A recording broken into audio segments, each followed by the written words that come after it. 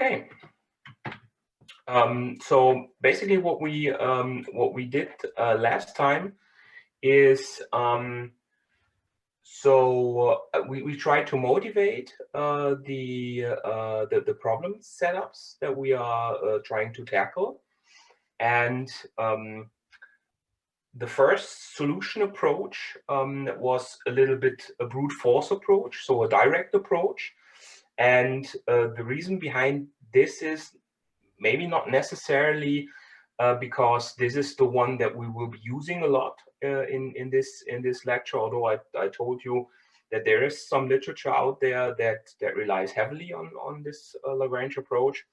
But the main motivation and the main reason why we discussed this relatively thoroughly is that we think that it's a nice bridge between the static optimization techniques that you might know already and the dynamic optimization. So the basic idea is just that basically the static the standard or a standard static solution method is just scaled up by taking the time dimension into account.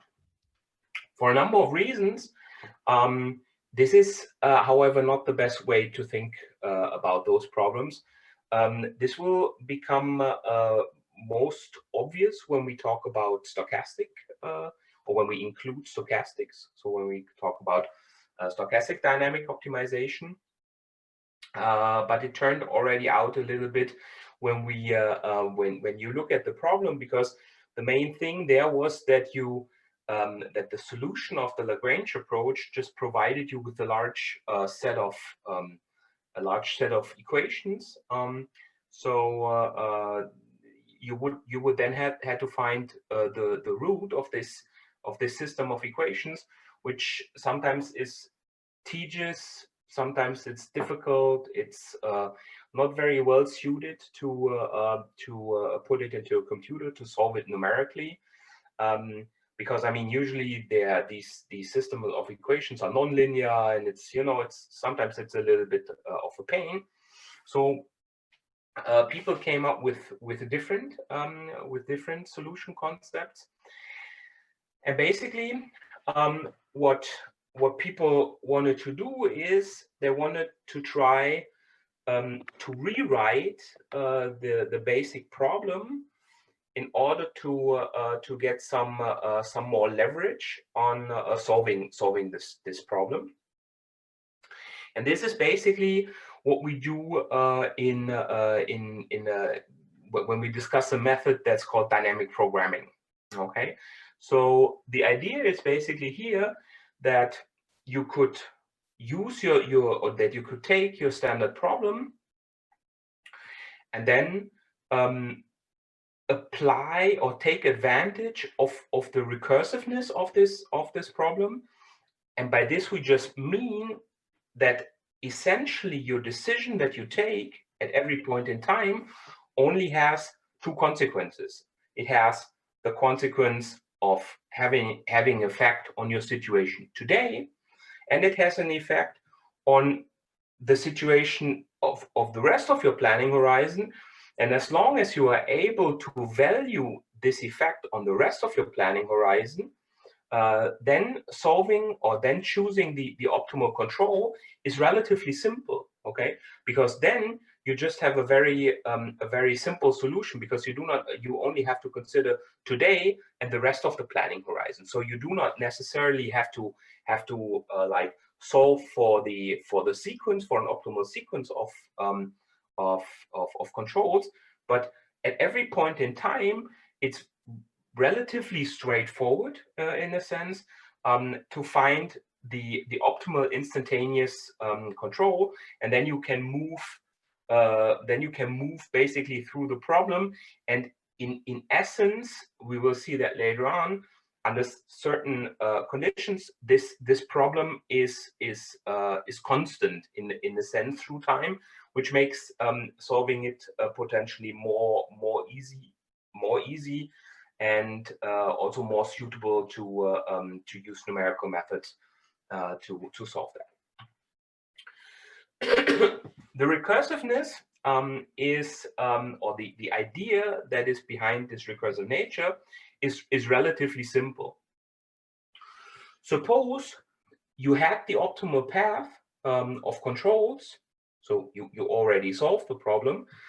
Then the question is, what is if you could at any point in time following this optimal plan? So remember I talked about thinking about this solving the dynamic program or the intertemporal optimization problem as finding a plan that associates every control or every state that you are in with an appropriate control. So once you follow this plan, I could then ask you, okay, given you had the chance to re-optimize, to change things, would you like to do that? Well, in a deterministic framework, the answer is obviously no. You won't like to change that. So the optimal plan is time consistent.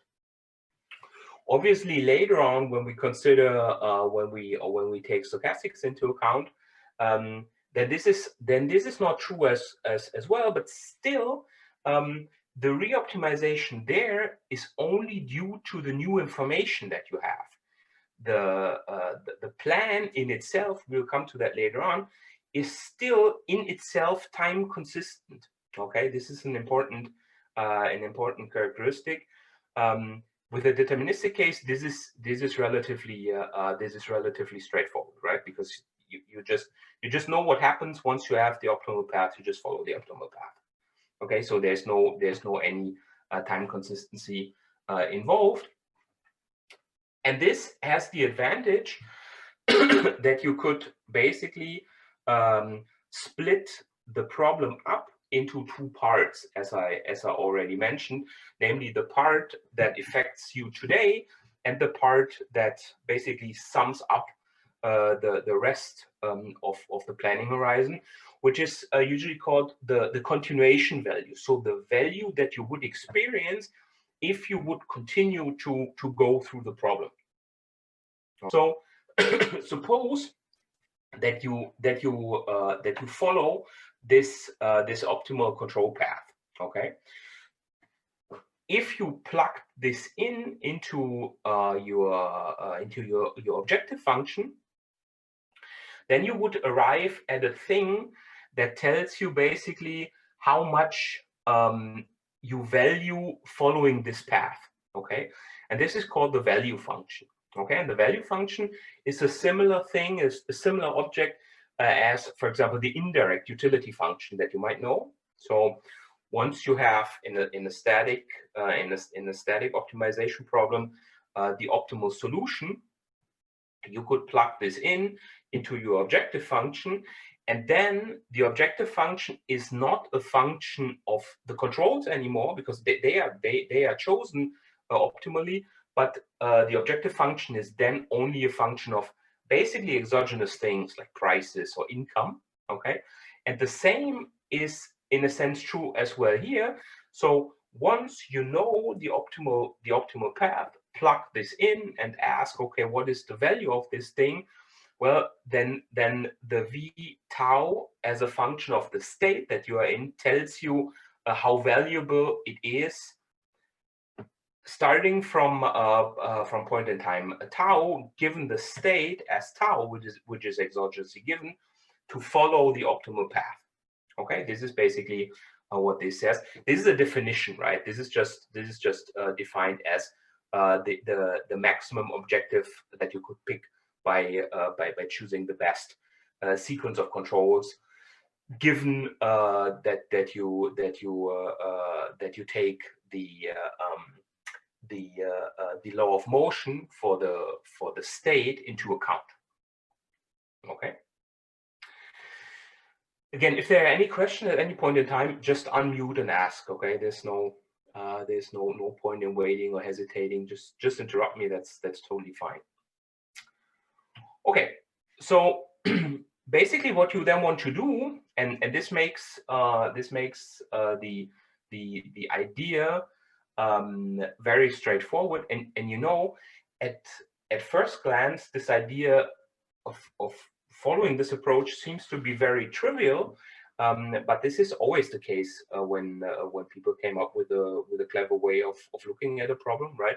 So this is, I think, a very smart way of rewriting the problem, but don't let the easy arguments fool you into thinking that this was, you know, like a piece of cake. So people didn't come up with this idea since, I don't know, the 50s or so the 1950s for that matter. So that's not too long ago. Okay, so what you basically want to do then is you want to split up your objective function in the objective function that tells you something how you feel today.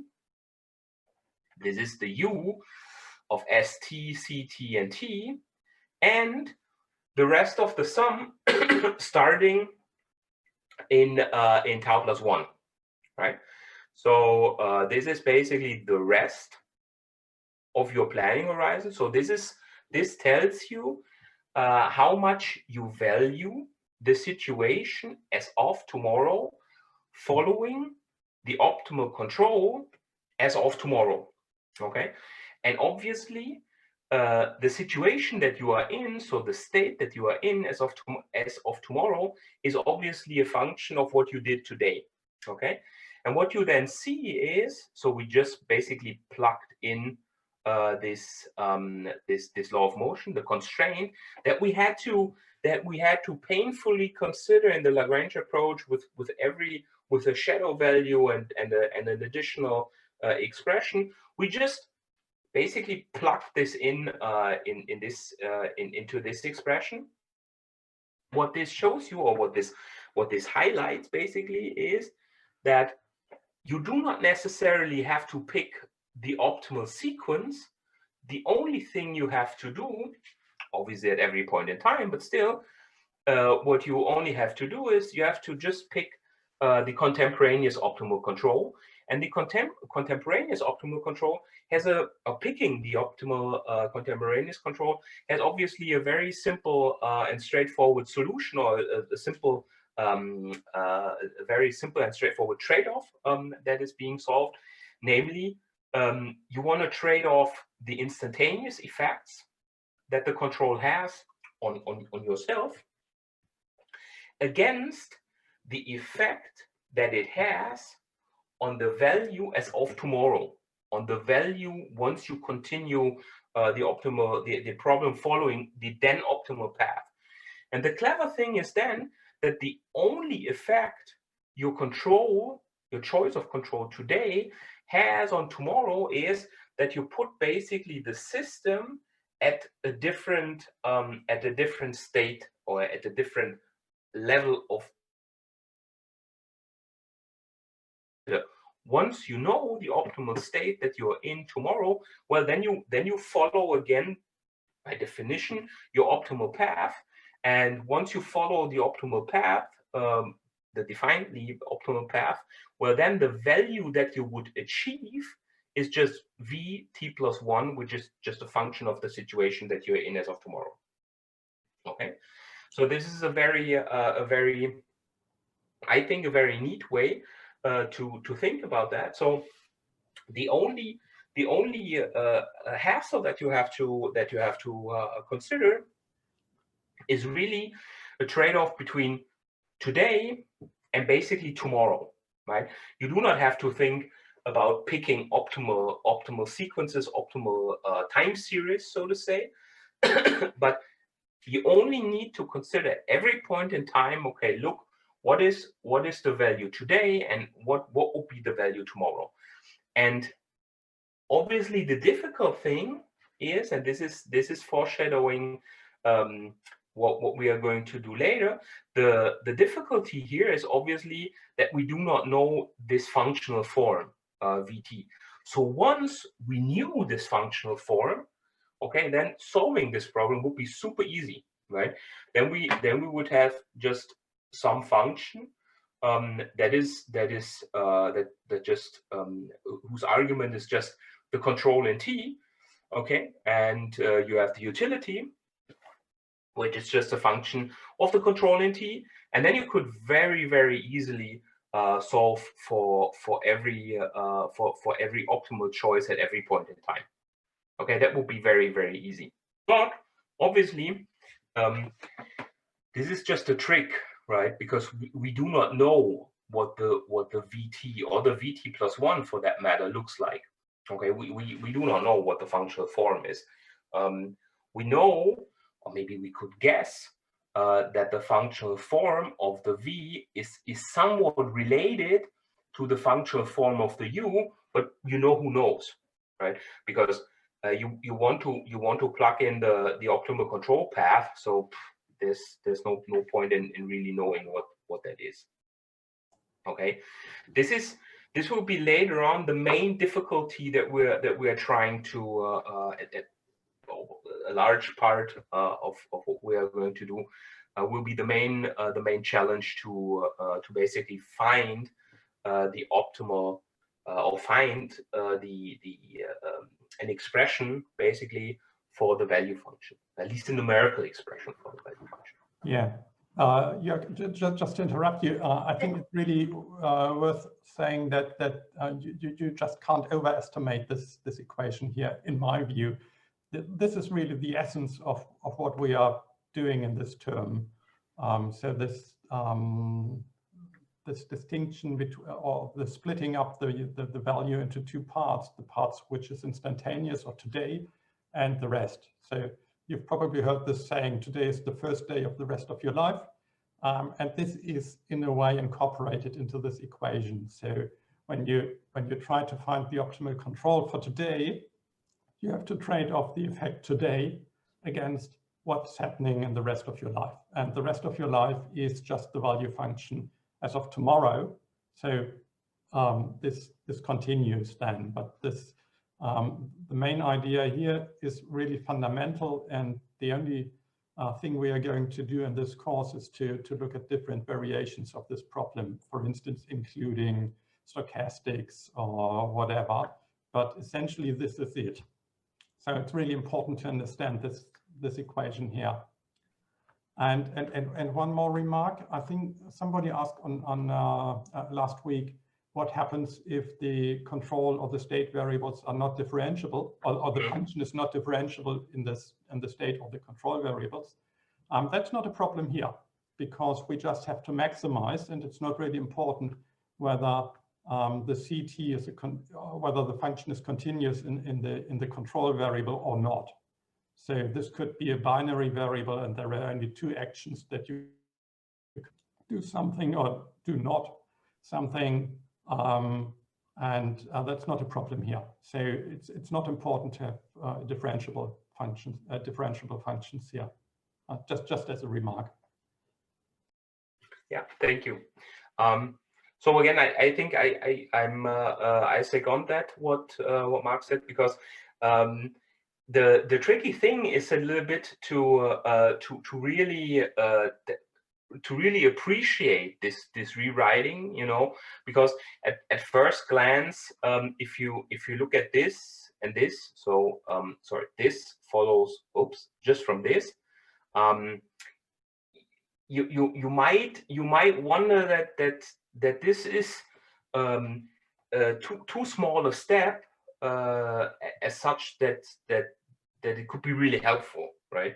At least this when I first thought about that many years ago, I was really wondering, you know, how could it be possible that this Gamlet trick, you know, just defining you have the solution, rewriting the thing, and then doing something with the thing. Oh, come on, give me a break. How this could be how this could be valuable, but actually it is. It's really helpful to split the problem up in those more palatable sub-problems, okay, without just bothering thinking about choosing complete paths. Okay, so this is a great idea for people rewriting this. And we will see even later on what we are considering here at the moment is are essentially problems that are that have a finite planning horizon. But later on we will see that with an infinite planning horizon, things get even more straightforward in the sense when writing it that way. Okay, so basically the fiction of having the optimal control path and plugging this in, okay, makes you rewriting or makes you a position to rewrite the problem in a more, say, straightforward way. Okay, and the important thing or the funny thing in a sense is that well, it depends a little bit on your sense of humor, obviously. But the thing is that finding the conditions for the control to be the optimal plan using this dynamic programming approach on the one hand, and the Lagrangian approach on the other hand, obviously yield the same conditions, right?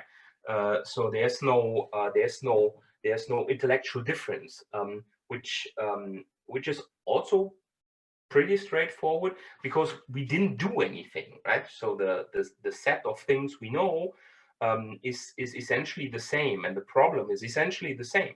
So it's just a matter of clever rewriting this problem. Okay, this is like if you know the movie Dead Poet Society, where the literature teacher just tells the pupils to get on the desk to get a new perspective on things, which was also the first intuition would be, this is a silly idea, you know, but it turned out that this is a great idea. Okay, and the same is true in the sense here as well. Okay, so here's a lot that we already talked about. So the decision maker is basically now not picking the optimal sequence of controls, but only the control in at point in time t. The decision maker knows the state that will materialize once he picked the control. This is given by the law of motion. So basically, when he or she changed the control and changed the tomorrow state, he or she knows what then the best outcome, the value of the best outcome will be. Namely, this will be the value as from the problem starting tomorrow, having a state that is identical to the state that will be realized tomorrow.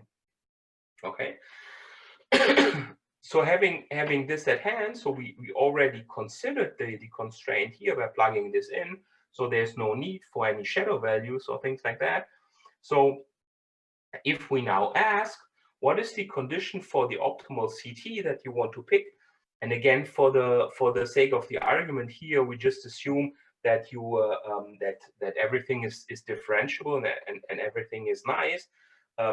Obviously, but this is also true in the Lagrange approach. The Lagrange approach is also not necessarily restricted to things that are differentiable.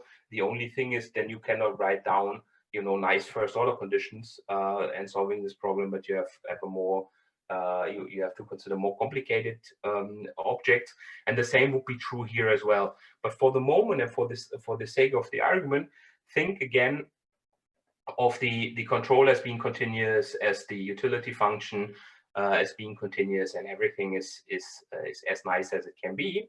So picking the optimal CT gives rise to a first order condition, which is very, very straightforward in a sense.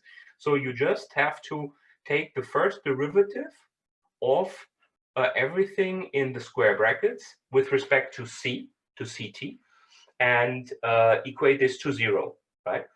And this is what we've done here, okay? And also the interpretation is relatively straightforward. So picking the CT has, on the one hand, the direct effect. okay, on my on the utility that I would experience, whatever that may be. Okay, it could be the direct utility from consuming things. It could be the direct disutility of learning for an exam, or whatever your control would be. And this marginal effect, this contemporaneous marginal effect, will be equated to the effect of the control, of the choice of the control on tomorrow's state. So this is this M function is basically tomorrow's state. So this tells you by how much tomorrow's state would change due to your change in the control. And this is valued, okay, appropriately as such that you say, well, I know when I'm in a position and having the optimal plan, I know what would be the value of any windfall gain, of any exogenous change of the state that I'm in. Okay, so what I will be doing is I will value the change in the state, okay, with an equation or with an expression that tells me how valuable this change in the state is for me.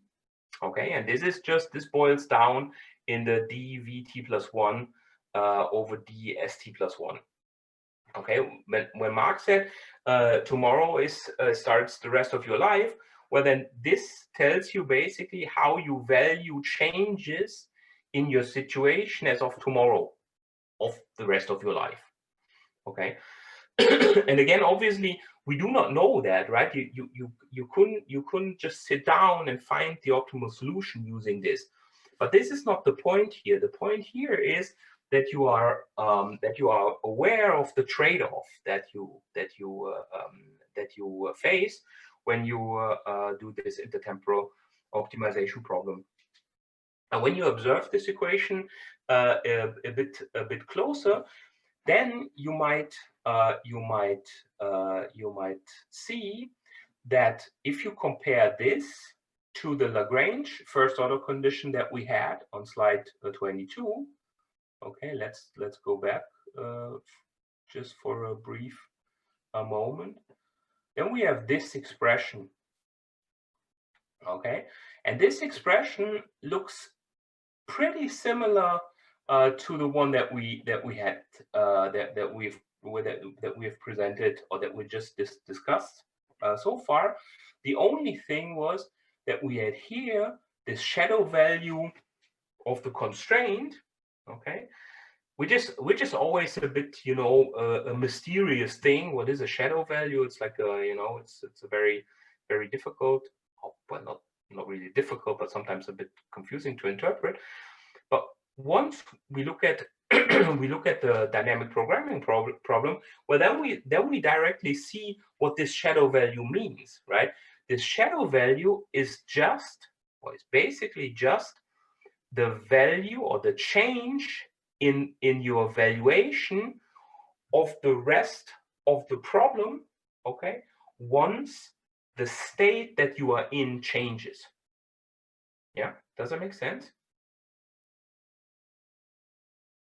Okay, so if you want to consider what the effect of your control is, then you just think, well, the control changes my state as of tomorrow, and this change of the state that I'm in, I can value that, right?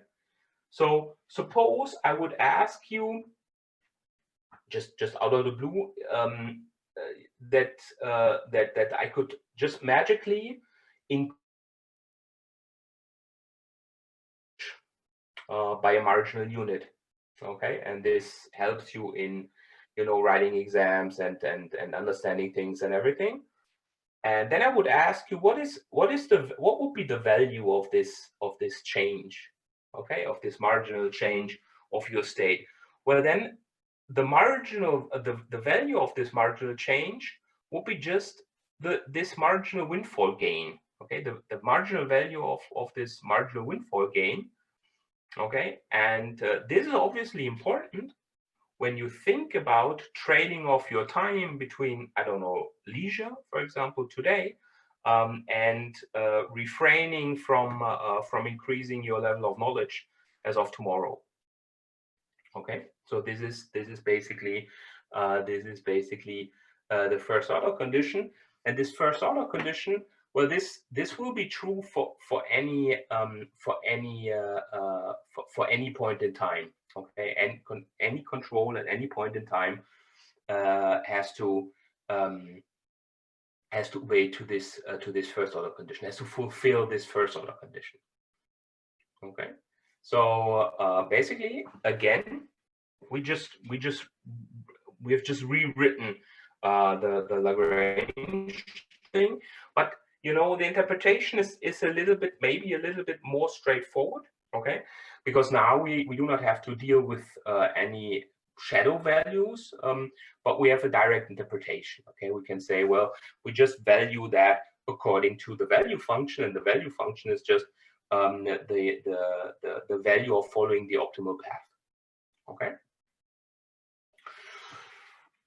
So implicitly, what we could do is we could solve for the optimal control, and the optimal control would then just be a function of the optimal state that you are in. So at every point in time, the optimal control that you pick is just a function of the state that you are in at every point in time. Okay, so you could write this as the or label this as the C star, and you could pick this C star, okay, and plug this in. So instead of writing any control here and here, you just plug in the optimal control here and here. Then you do not have to consider the maximum operator anymore, okay, because you already picked the maximum and plug this in. And once you do that, well, you have an expression for the value function. Okay, and again, note that this is just a very abstract conceptual issue, because obviously you do not know this function. Okay, because knowing this function would require knowing the value function. Okay, but you do not know the value function, and plugging this function into the value function is also of not too much help, right? Because you still do not know this function, nor do you know the the specific form of the value function. Okay, but what you could do is, in a sense, and this is the route people usually go when you do not want to rely to numerical simulations, but want to, you know, characterize the problem on a more conceptual level. Well, what you then could do with the help of this equation, you could ask, okay, I just considered, or I just learned that understanding the effect of an exogenous change of the state is very important. Okay, so you could ask, what is the effect of a change in the state on your value as of today? So you could ask, okay, suppose you are a person wanting to find the optimal consumption path, giving some would in this situation be the state variable. Then I could ask you, okay, how would you feel if the level of wealth would just increase by €1? Okay, and this is what this depicts. Okay, and when you write this down, you differentiate this, you totally differentiate this with respect to ST. Then you have the direct effect on this change of the state, so the contemporaneous direct effect, and you have a direct effect on the value as of tomorrow. Okay, because once your wealth today is €1 more, well, then your wealth tomorrow is changed also in a specific way. So the change in the wealth today not only affects the value that you attach to this problem today, but also tomorrow. So this is this thing in black, and it also has potentially indirect effects, right? Because once your wealth changes today, you also adjust obviously your consumption path. Okay, you might want to consume more or do a lot of different things. And this is reflected in the reddish or in the red expressions. Okay, but if you look at the red expressions, then you might see that this is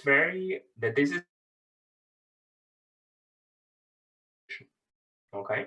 So the indirect effects do not play any role. Okay, so even if you think of adjusting your consumption path once your wealth changed, okay, then this marginal effect, or this shouldn't have any effect at the margin, right? Because you already have chosen the consumption path optimally. Okay, so the only thing that remains is the contemporaneous change of the level of the state and the indirect effect of the level of the state. Okay, so this is called by an application of the envelope theorem. So what we then have is we can then relate using this recursive structure. We can relate the change, the windfall change, so the exogenous change of any level of the state at any point in time, okay, to the change in the state in the next period of time. Okay, and the thing here is that this effect and this effect, okay, are ultimately driven by the first order condition, right? So we know what this is once you follow the first order condition. So you could plug this in, okay, and then you would end up again with the Euler equation, the same Euler equation that we had before. Okay, so from this perspective, not much changes. Okay, from solving this problem. So in general, both approaches are relatively similar. Okay. So we had the simplifications that we did before, namely that the law of motion is linear in the control, as well as in the state, and that we assumed that the contemporaneous utility, or that the contemporaneous objective, is not a function of the state. Well, then the relation between the two windfall gains simplifies. Okay, and then we could plug in the first order conditions, and we end up with the same Euler equation that we had before in the Lagrange approach, which is on slide 28. Okay, so now you might wonder, okay, well now we spend I don't know 45 minutes or so, or 40 minutes or so on doing basically the same as before. Yeah, this is true in a sense. So you could frame both approaches yielding the same outcome. Okay. The slight advantage here, at least this would be my take, is that you have a more clearer interpretation of what the shadow value is. So this is how the shadow values should evolve through time, and that the shadow values is just the change in the value of the optimal, or following the optimal plan, once the state is changed a little bit. But I would see your point if you would argue, well, this is both things yield the same, so somewhat they're redundant. Okay, but we will see in a minute that this is not necessarily true. Okay, I just framed it that way, that they are very similar, such that you could see that, well, rewriting this problem doesn't do too much for the solution. Okay, again, bit easier interpretation, but by and large, this is the same. Okay. However, and this is an important an important thing, that it does not only provide us with a cleaner, I'm not sure whether it's clearer or just cleaner interpretation of the first order condition, it also provides us with an approach that is more suited to solve this numerically, because this recursive formulation helps us to go basically backwards through this problem.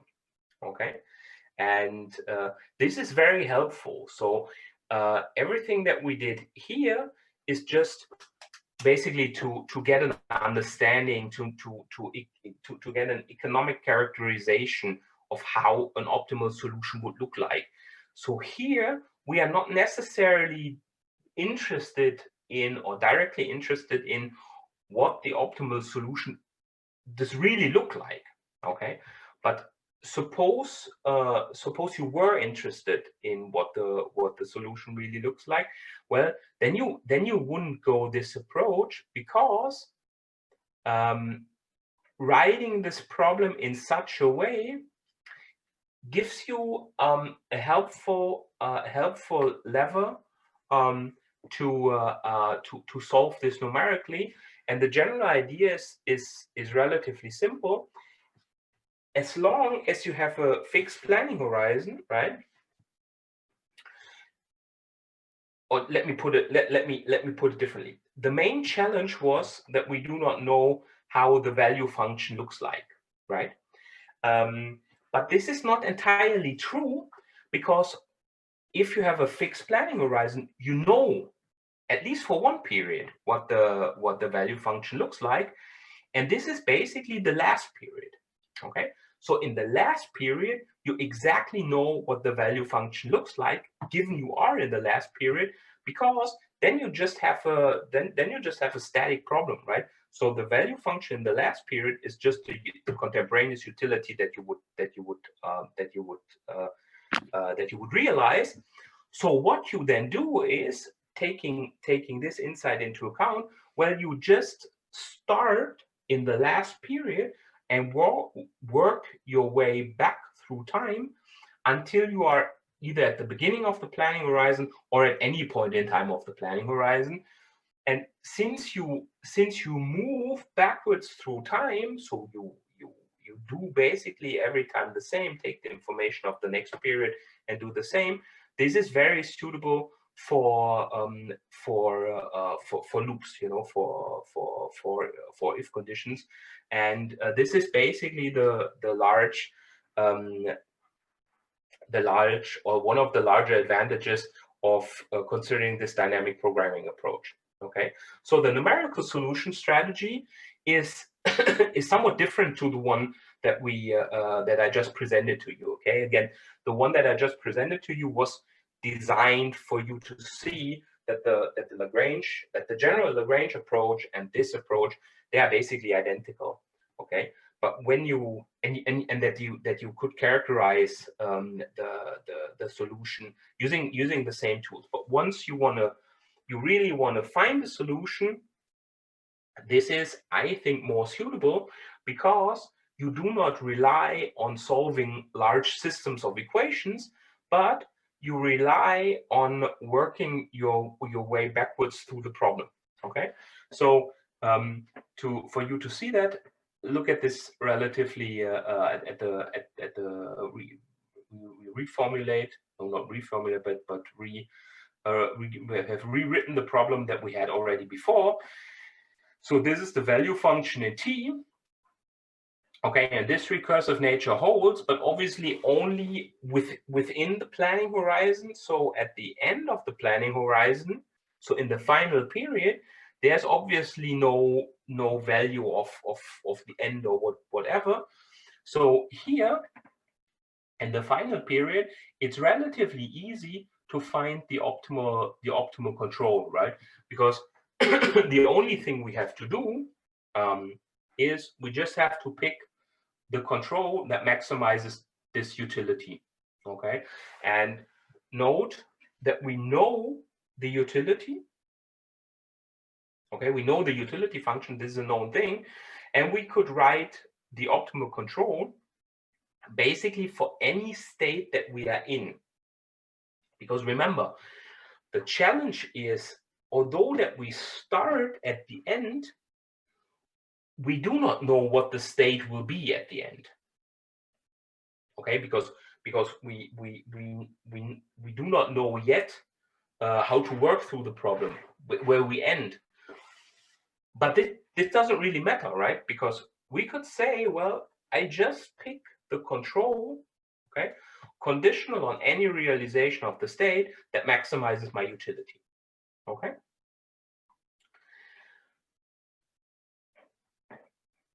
So what you could do is you could just maximize. I mean, here again, it's I did this via first order condition, but as Mark already said, if you have if this is not differentiable or whatever, it could be a list or something. You just pick the largest element, okay, or the element that yields the highest value or the lowest value if you want to minimize anything.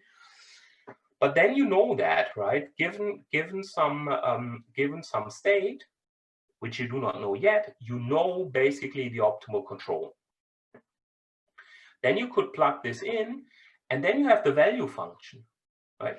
You then have directly the value function as a function of the state, and this is known, right? For any state, this is a known expression. So you are not you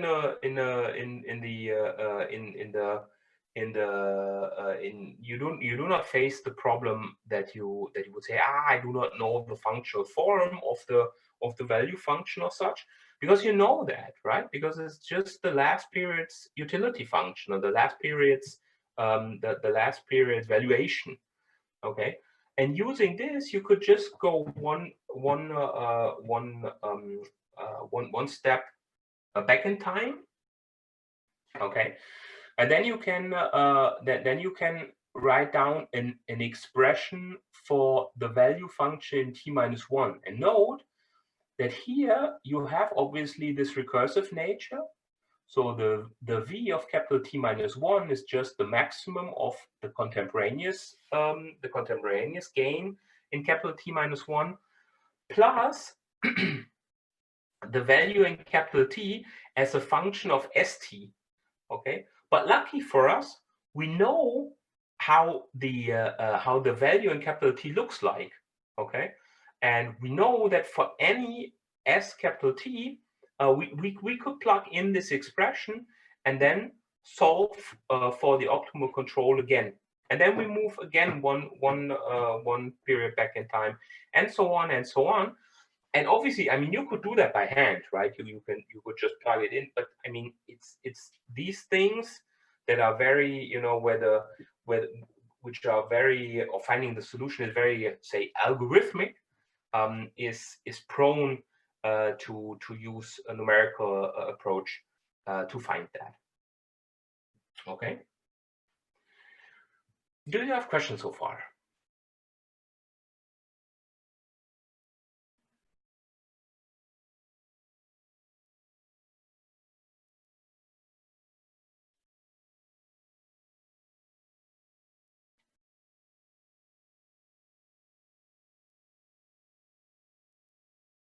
Everything was clear, or did I lose you and you just you just do not bother to ask a question?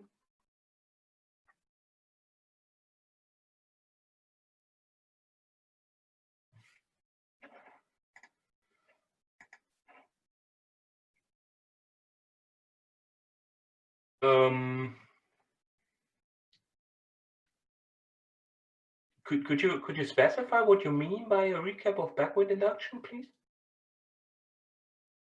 I mean, backward induction in this context just means that you start at the end of your planning horizon, which is at first glance a little bit counterintuitive, right? Because you basically start optimizing when more or less everything is over, right? Because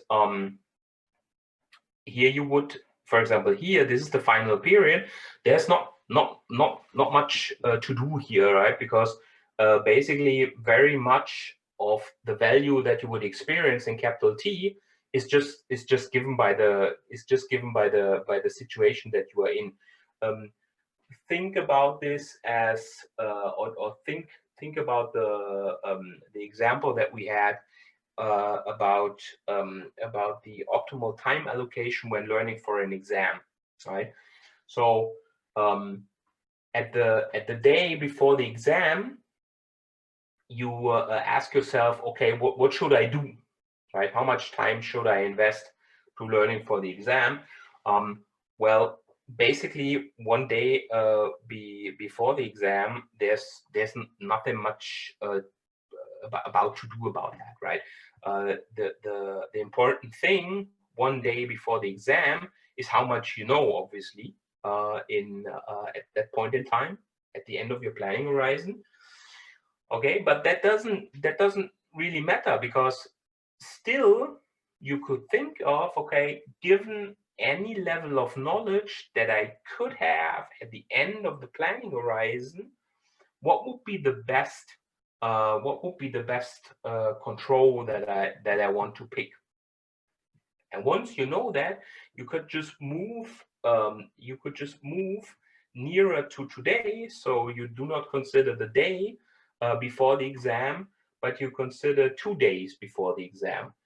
Well, 2 days before the exam, you know what happens tomorrow, okay? Because you already know what happens at the last day before the exam. So using this knowledge, you can specify what you would do 2 days before the exam. And once you know what you do 2 days before the exam, well, then you could go again one step back in time, and you know what to do 3 days before the exam, and so on. So you go inductively backwards through time. Okay, so in your head, you start with the last planning horizon, and you move back through time. Okay, this is an important thing, and obviously this only works once there's an end period, right? Sometimes those problems have an infinite planning horizon. Well, then obviously there's no last period, and this thing doesn't really work. But still, there are some helpful techniques how to cope with that. Okay. Yeah, maybe another repetition. Could you go back to the slide before that one? If you have solved the problem for the last period for capital T, then what you get is not a number or something. What you get is a function. I mean, Jörg just explained that, but once again, because that's really important, what you get is the function Vt of St, but you do not know yet St, because currently you're in period 0. And anything could happen, well, depending on what you are doing with the control, but anything could happen in the meantime. So as of today, you do not know which value will the state variable have in period capital T. So you just compute the maximum for any potential state variable in capital T. And what you get is the complete function Vt of St. That's doable. You can do that. Just suppose in the last period the state was some value, what would I do? And suppose it was some different value, what would I do? And you could do that for any values. And then you get the complete function for the last period. And then you go to the equation above, where you have any period t. And of course, the first one you are looking at now is the last but one period, capital T minus 1. And what you need is then the instantaneous utility in T minus 1, and the utility and the value function in the last period. But you've just computed that, so you know everything. And everything is just a function of the state in the last but one period. But again, you have to solve this maximization problem for the control variable in the last but one period. And then, of course, if you have t-1, then it's as a function of the state in t-1, then it's easy. Then you just have t-2, t-3, and you go backward in time until you reach the present state, the present period. And you do know the present state, and then you can go forward again. Yeah. So that's the whole idea. It's extremely clever, and it can be done numerically quite efficiently, at least in the deterministic case. Yeah, I think this is exactly what we are doing for the first simple example now. Yeah. So I think this is the breakout sessions again, isn't it? Yeah. Right, I'm going to start them right away, so you can just work on this exercise in your small groups. Time's almost up, and I just announced to those of you who already returned to the main room that on Thursday I'm going to talk a little bit about how a function as a function of for instance, the value function as a function of the state can be represented in a computer, because what we need when we go backwards in time is a representation of a function. So we need the value functions for each period of time when we were back from the last period to the current period. And there are different techniques and different tools to do that. And I'm going to present one or two of those. And then we are going to work on the first more complex exercise.